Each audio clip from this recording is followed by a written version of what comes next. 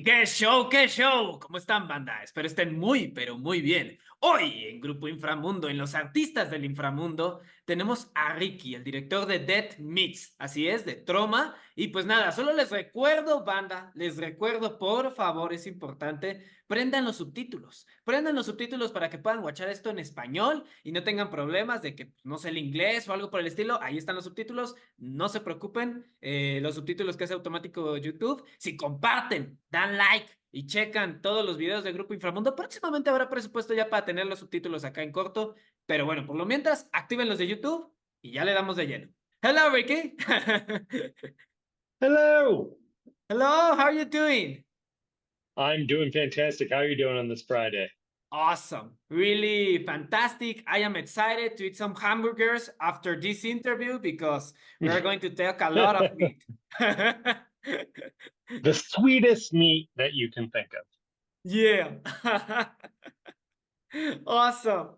Well, first of all, I would love to ask you. There are several questions that I have, but I have checked a lot of horror movies in my life, and there is one that when I check the story of Dead Meats, it was like, hey, I remember something of this, and I think it is an inspiration for you.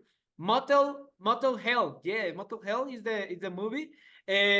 Can you tell me about how was this inspiration in the movie? Why did you decide this musical? Because for me it is incredible. For me it is awesome that I don't know. We got Sweeney Tooth, that it is a musical with horror, and now in Dead Meats we got this part of musical horror. I don't know. I would love to talk about your inspiration and how you decided to make this film. Yeah, Motel Hell is a huge inspiration. So I saw it at a very young age. Like most horror movies, I saw at too young of an age. I probably saw Motel Hell at the age of like 6 years old or something. And at that time, I had seen like all the Nightmare on Elm Street, Texas Chainsaw Massacre, Exorcist, all the Universal horror monster movies, Abbott and Costello Meet, Frankenstein, all of the Hammer monster movies. So by the time that I saw Motel Hell, it was really just kind of like just check marking off things that I hadn't seen that my dad would show me on a late like Friday or Saturday night when my mom had gone to bed, and he was just like, "Hey, let me show you this. Let me show you the Fearless Vampire Lovers," or something absurd and obscene that a young child shouldn't see, or like a Phantasm or Phantasm 2, or we would just watch everything. And Motel Hell, I remember watching and enjoying it, but not completely understanding the satirical nature of it until much, much later when I would revisit it and own it myself. And I was like, oh my gosh, like being such an early 80s horror movie, it's really commenting on the genre that we hadn't had enough time removed from, that I think it's more of a parody and a satire of the genre than audiences would have recognized when it came out. I was born in 85, so I probably didn't see it until probably around like 1992, 94, 93. And so now watching it as I was older, I'm like, oh man, this is really commenting on a genre that was kind of just springboarded when it was made. Another movie that's kind of like that that I've grown a fond appreciation for is oh my gosh, now I'm gonna blank on it. Sleepaway Camp is one of them that I think is also a commentary and a satirical view on like the Friday the 13th slasher movies, or anything that's come after Friday the 13th, or that came after Halloween. Um, oh, why can't I think of the movie? Oh, it has the driller killer. Who am I thinking of? Yes. Where the sequel is bonkers, and it's very much a kitchen sink of like Nightmare on Elm Street and a lot of things. But oh my gosh, I'm looking like the worst horror fan ever right now. Oh, I cannot think of it. If I think of it later, I will come back to it. But Motel Hell, the reason why that is such an inspiration is Sweetmeats is more of like a Phantom of the Paradise, like a Brian De Palma, where all the musical natures are diegetic, which means that when the songs are performed, we're seeing them as performances. It's not that the characters break out into songs.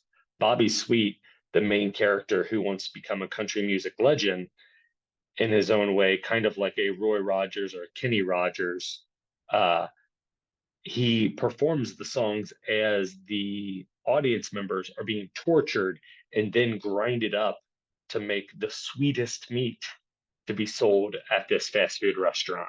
That's awesome. Yeah, and I think, well, I don't know, that sweet meat sounds that it will be an awesome plot twist. But yeah, it is incredible. Also for me, I am ashamed of me that I don't remember the name of this thriller, this slasher, because it is the one that the sequel is with a guitar. I think I don't remember the name, but Yes, yes, 100%. And I don't know why it is escaping me. Is it Slumber Party Massacre? Is that yes, what I'm not yes, thinking? I Yeah, think okay. it is. Yes, yes, that's right. So the original Slumber Party Massacre was originally made to be a kind of a parody of the slasher genre that had already just became a booming genre and famous. And what they decided though was, well, we don't want to make a parody. We don't want to make a satire. We don't want to make like a scary movie where like the Wayans brothers made fun of like the Scream movies and the burgeoning slasher genre of the mid '90s. They decided they wanted to make it just a straight up slasher movie. So Slumber Party Massacre, if you watch it through the eyes and through the gaze of that it was written to be a commentary on the genre that was currently happening, I think it's a much more interesting watch, similar to Motel Hell. Like if you watch the Rory Calhoun, who's the star of Motel Hell, if you watch his performance, he's an old school actor. He's almost doing like a soap opera kind of performance that the slasher movies of the time were doing, where they would have a has been, not to use a mean term, but would have an older, recognizable actor as a lead in the movie and kind of poke fun at their uber serious portrayals that they had done earlier in their careers. And so Motel Hell, I think, is actually one of the few movies that has aged better than when it actually came out.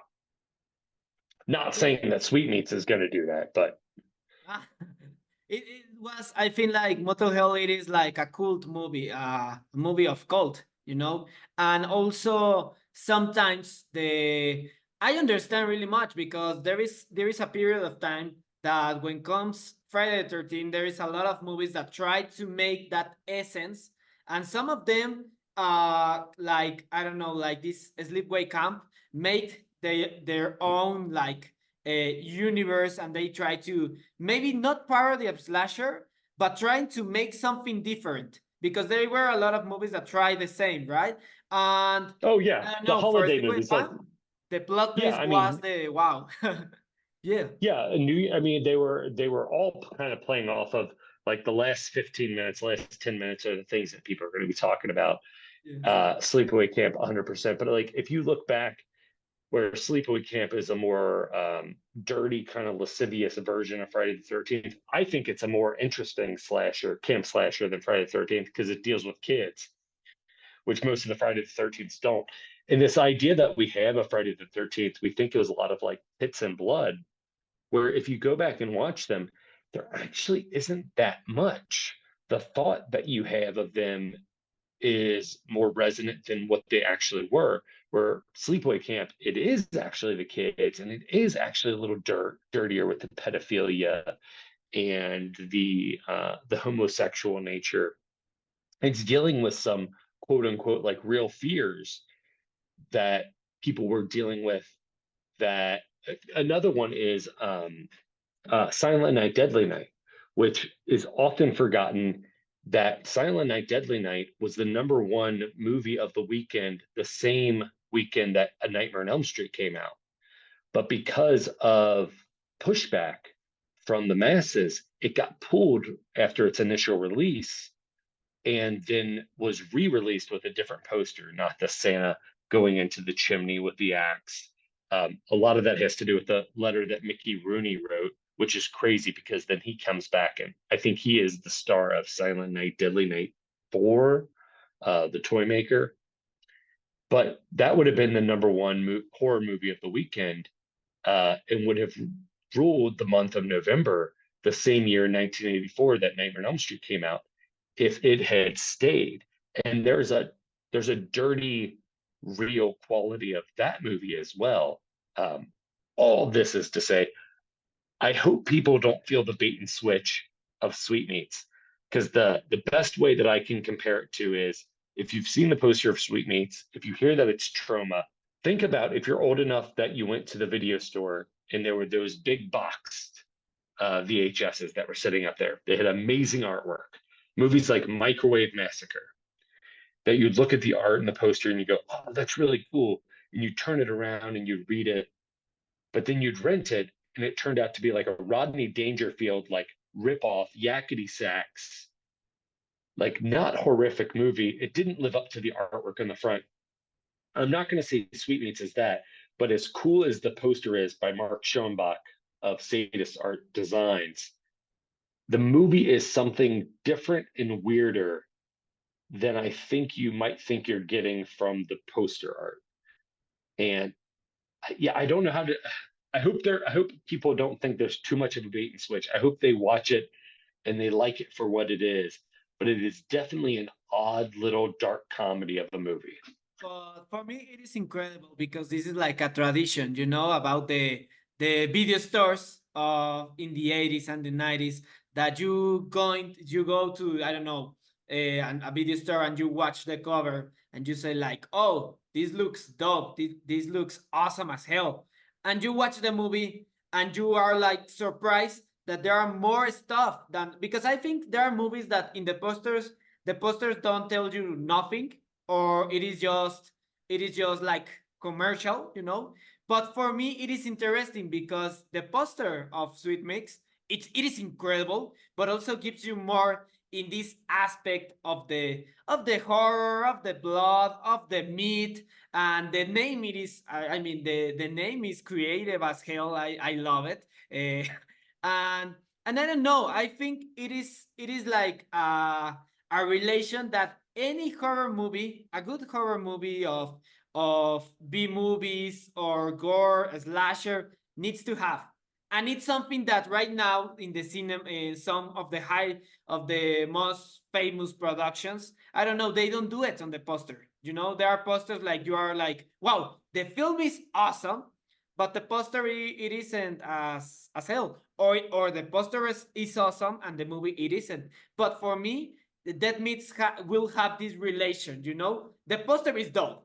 I want to have that poster on my room. I want to have that poster on a T-shirt. So that is incredible. But also when you watch the movie and you say, "Wow, I love it," it is incredible. You got this relation. You got this relation. I don't know. It happened with we are with Troma, so we are going to talk about Troma also with the Toxic Avenger. You know, the cover of the Toxic Avenger, it is like, what the hell is that? You know, you're like, you got this in mind of what the hell if you haven't watched the Toxic Avenger, and then you watch the movie, and it is something more bizarre and more grotesque than you imagine. So for me, that is incredible. That is a relation that it is incredible that you are making it in Dead Meats, Dead Meats, Sweet Meats. Yeah. No, I mean Dead Meats is probably a better title than Sweetmeats. I do I do think having actually just met Loyd in person, he kept on saying the title Sweetmeats. I think it's because he can remember it. Not saying he's beyond his age, beyond his years and age, that he can't remember anything else. But I do think like the rhyming of sweet and meat, him to be able to say Sweetmeats, he's like, it's such a perfect title that he can say. You're talking about the poster of like the iconography of the gas mask, which is a pig mask.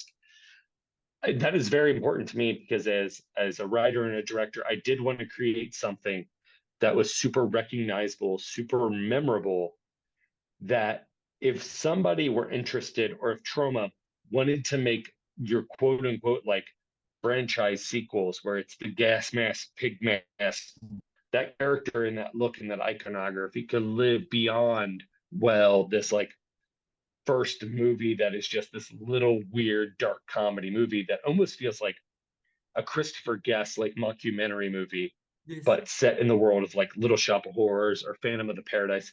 I'm really excited to be with a live audience when they see the movie because I do think it's an interesting, weird little movie. Awesome. No, that's incredible. I am really excited to watch the movie. I think it will be incredible and really bizarre. So that's awesome. Also, I want to ask you, how was your experience in Troma? What did you could tell us about working with Troma, with getting in this production, the one of the masters of horror, Loyd Kaufman. What was your experience in this movie with that production? It's crazy. It's a little bit. It's almost like we rubbed the genie lamp in Aladdin, where we were working on one movie called Open House, which was going to be a musical horror comedy that we had support from Edgar Wright of Shaun of the Dead, Roger Avery of Pulp Fiction and Killing Zoe. They had retweeted us and had thrown their support behind the movie. And we were trying to Kickstarter raise the budget of just $10,000. But we were putting it on Front Street that it was a horror musical comedy. None of their support translated to any contributions, which was uh, absurd to me. Like how do titans of the industry of people that I respected, especially Edgar Wright, who's known for horror comedy with Shaun of the Dead, when he retweets our Kickstarter, how did nobody from that come over to the Kickstarter and then support us financially? Which anybody who does support us, we love, and then we're grateful for anything that anybody has given to us because we're a micro budget film company. NKY Films, we made our first movie, All Your Friends Are Dead, which is on Tubi. We made it for $5,959, which is nothing. I always say we made it for $5,959 with another $10,000 worth of favors. Um, but so for Open House, we put it out there, got all that support. And within that movie, I had a storyline that Sweetmeats, the restaurant, was kind of like this D plot character, this thing that existed within this world, this universe. And so when it looked like we weren't going to get our funding for the movie, it was very sad. Like I had to reach out to everybody and be like, hey, I know we're getting ready to rehearse for this, but we're not going to meet our minimum goal on Kickstarter. So in good faith, I cannot continue production on this. We got to shut production down, which was very sad. Everybody was very supportive. And they're like, yeah, we knew that this was all contingent on raising the minimum amount through Kickstarter. So during that time, we had locked down locations, which was the restaurant that Sweetmeats was going to be filmed at. We were only going to film there for like 2 days. And we had locked down some actors and stuff. But me being who I am, coming from a live performance background, I was like, I don't want to lose this momentum. And during that time, I had created this prequel idea, which was like, okay, Sweetmeats is this restaurant that exists in Open House.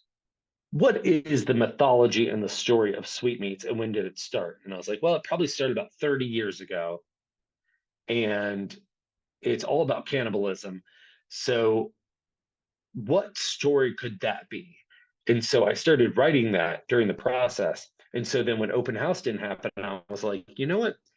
If the Nick Vitus, who owned Nick Restaurant in Harrison, Ohio, if he lets us film more than 2 days, if we could film like 6 days in that restaurant setting, I think we can make a movie called Sweetmeats, which is basically the prequel, and we could show the history of that, and we could do it with a smaller cast, and it's just the micro budget indie filmmaking way that we were approaching it. I was like, I think we could do that. And so we pivoted and I was like, okay, now we're not going to go Kickstarter. We're going to go Indiegogo where you get all of your funds. And so we put it out there.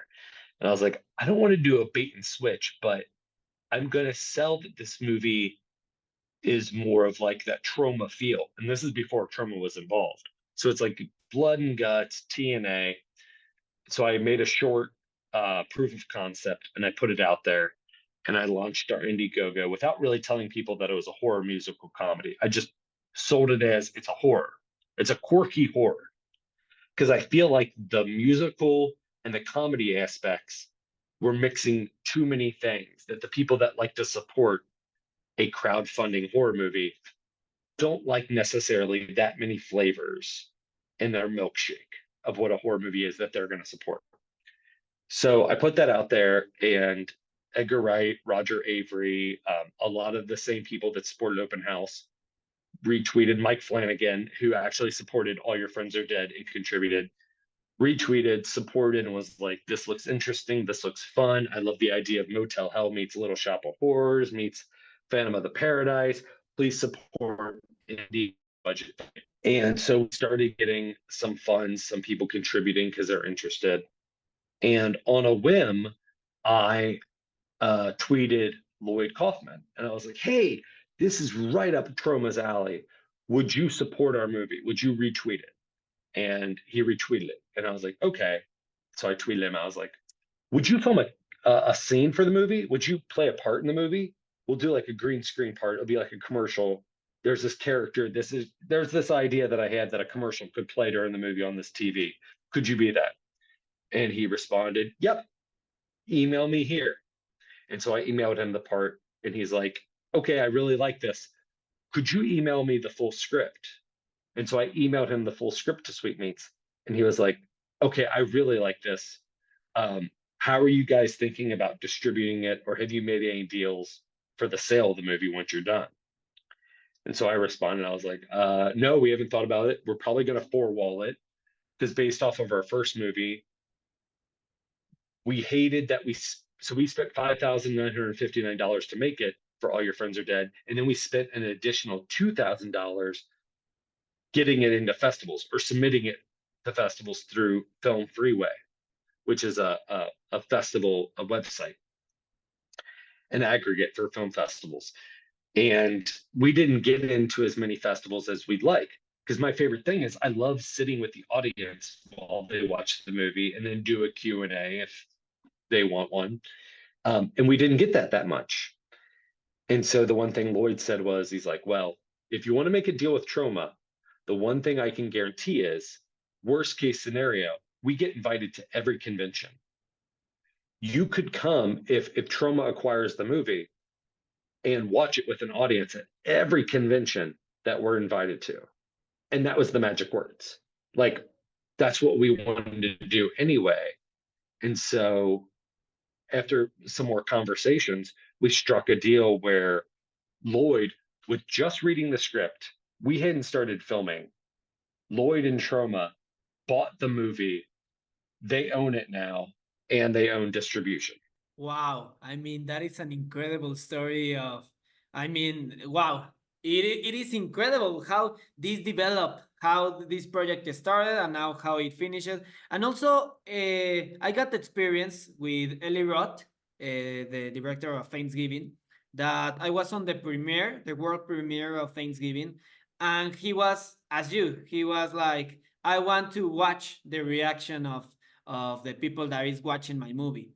And Mhm. I remember that everyone was like, when I don't know when the pin I don't know if you watch the movie, but there is a scene with a I have, Pinocchio yeah. that a gore scene that it is awesome, and everyone was like, ah, and laughs and stuff like that. The director was incredibly happy. He was happy as hell. He was enjoying it. And I think that is one of the best gifts that you can give to a director, to a writer, to an actor, to everyone involved in a film, that you can watch their reactions. And that in the script, when you write it and you are like thinking, oh, this will be funny, oh, this will be disgusting, oh, and you can watch it on the people that is watching the movie. It is awesome. I think that reactions are like more oxygen in our life, you know. So it is incredible. And also this aspect of Loyd Kaufman, how did you start to moving with the retreats? How everything about sweet meats start to develop more and more and more? It is awesome because I think that is the inspiration, and that is the heart of of the horror filmmakers that want give life to their creations, you know. So I think that it's a really that's an incredible example of how we can develop stuff and how inspiration in filmmaking can be made. You know, like nightmares can be true. So it is incredible, Ricky. That story is fantastic. Finally, well, I would like to ask you this. I think right now it was a class of production also, because you start to checking how to make that the people watch the Indiegogo, the Kickstarter, how does it happen, all with the funds, how they're tweet with the people, with people that are directors that you admire or stuff like that. They help you, you know, like Loyd Kaufman, I don't know. So here in Group Underworld, with what we try in this segment, it is called Artists from the Underworld, in which we try to inspire more people to make their nightmares came true, you know, in filmmaking, in art, in everything that can be related with horror. So I would like if you could give an advice for the next horror filmmakers, for the next artists from the underworld as you, what will be your advice in general, in horror, in filmmaking? What will be that advice that you could give to the people? I think perseverance. One of my favorite things that I've ever heard, being a big fan of maybe not even necessarily all of his films or his works, but of his mentality, is Robert Rodriguez, who, in one interview, and I've quoted this so many times, just to remind myself or in conversations with other people, is that he said he was, besides Robert Rodriguez, is a genius of filmmaking as he is, and a self-starter, and yeah, all the facets that he does with music, working the camera, writing the script, just so many things that he does, inspiring and employing other young artists. Was that he said he heard a story that a YouTuber made a video that went viral, and he said he's heard multiple times that then the YouTubers were like, or TikTokers, were like, well, what do I do now to chase the dragon of those views of that, getting viral? And he's like, man, that's the wrong way of thinking it. He's like, go back to the time that you made that first thing that popped. Why did you make that? Because you wanted to make a thing, or you had an idea that you wanted to express. So he's like, keep doing that. If you start chasing the dragon of why you think a thing popped, he's like, you're always going to be depressed because you're writing to market. It's like I was just at Horror Hound Cincinnati, and my filmmaking partner Nick Hyance and I of NKY Films, we went and saw a seminar, and it was called Independent Filmmaking Budgeting. And in the seminar, they were teaching that as an independent micro budget filmmaker, you should take stock in what you have and use that, and then write to market of what is selling, because that is how you'll make the most money. And like, I get that a little bit, right? That's a little bit of the Kevin Smith, where if you have a quick stop, but that inspired him to be like, well, I have a quick stop. Oh, but I have my story because I worked at the quick stop and it's personal. Or Rodriguez, who was like, well, I have these guns from the police department. I have this bus. I have this town. And then he wrote a story because no one else is going to write him a story to film. That is different than the seminar where they're preaching of being like, well, look what's selling and try to get the most bang for your buck of make the thing and then sell it. Like I had a real problem with that, because that's more of like they were trying to connect it to Roger Corman, which was a a small studio mentality. But what he did was he found artists that were passionate about making things. And he said, great, I hear that you want to make a thing. Here's what I have. And those people would kind of bend what their idea was to fit the market that he had. As a filmmaker, that is completely different. Like, if you want to be your own little independent studio and all you're thinking about is the final dollar, I don't get that. I also don't get anybody that's like, oh, I have a movie to make, but it would cost $5 million. I'm like, well, fuck you. You don't have a movie. Like, you don't even have a script. You have this your Sisyphus and you have this boulder that you can't even push up the hill.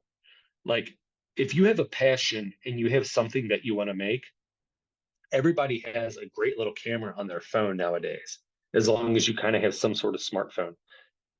Write a script, write an outline, go out and film. One of the best things that I can is like a template. So Rebel Without a Crew, Robert Rodriguez, and then do yourself a favor and also get Don Coscarelli's book that I'm blanking on the name of, but Don Coscarelli has been an independent filmmaker since the beginning. He had a contract with Universal.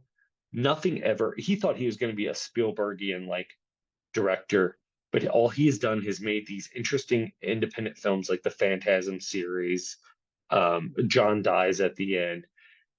Do that. Like listen to those things and find out how that if you're passionate and you have a story to tell, you can find a way to do it. Especially now with most of us are walking around with here's an app. If you're worried about your formatting of your script, or if you're like, I have this idea for a script, but I don't know how to format it, and people say final draft, but I don't have the money for it, Writer's Duet.